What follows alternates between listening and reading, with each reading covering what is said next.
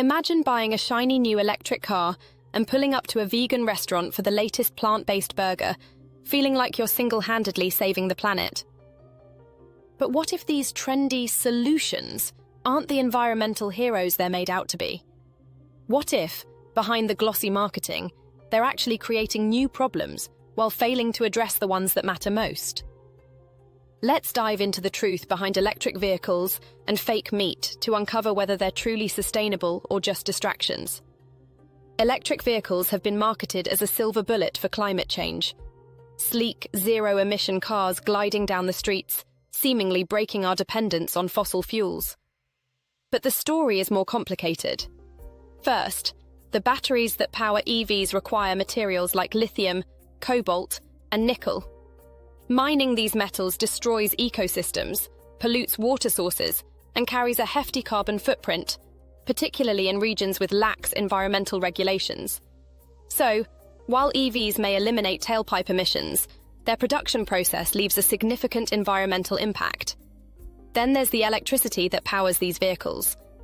Unless you're plugging into 100% renewable energy, chances are your EV is charged using fossil fuels like coal or natural gas. This means the environmental benefits are tied directly to the cleanliness of your local energy grid. And when EV batteries reach the end of their life, recycling them is a major challenge.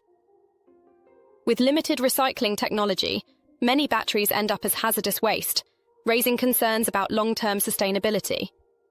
In reality, EVs often trade one environmental issue, exhaust emissions, for another, hidden within their production and disposal. Now, let's shift gears to the plant-based food revolution. For years, fake meat has been touted as a way to reduce our carbon footprint and save animals, but the truth behind that vegan burger isn't so rosy. Fake meat relies heavily on monocropping, growing massive amounts of a single crop, like soy or peas, to extract proteins for processing. This agricultural method depletes soil health, reduces biodiversity, and requires large-scale pesticide use, harming ecosystems in the process. And what do you get after all that farming? A highly processed product filled with additives and preservatives to mimic the texture and flavor of real meat. While fake meat companies promote their products as sustainable and natural, they're essentially lab-engineered foods, creating a new set of environmental problems while attempting to solve old ones. Much like EVs, fake meat offers the illusion of progress, while introducing challenges we're not yet prepared to handle. So, why are these solutions so heavily pushed? They represent top-down fixes, driven by governments, corporations, and well-meaning activists who focus on production quotas and market trends rather than addressing deeper issues.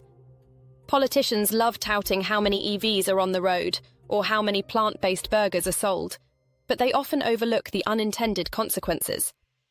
Many of these advocates have little understanding of how energy, food, or manufacturing systems actually work, creating a disconnect that fuels poorly thought-out solutions. Even more revealing is how developing nations, places where sustainable solutions are most needed, often reject these technologies.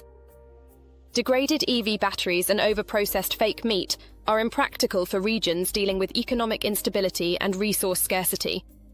What these countries need are affordable, durable, and locally applicable solutions, not products that require advanced infrastructure or add unnecessary complexity to their systems. The flashy solutions being pushed in wealthier nations don't align with the realities faced by most of the world. So, what's the real answer? The key lies in practical, bottom-up approaches that focus on improving existing systems rather than overhauling them with over-engineered alternatives. Regenerative farming, for instance, allows animals and crops to work together to restore ecosystems, improve soil health, and sequester carbon naturally. Efficient gasoline cars, combined with an emphasis on reducing overall consumption and transitioning gradually to renewable energy, could offer a more balanced path forward while we develop more sustainable infrastructure.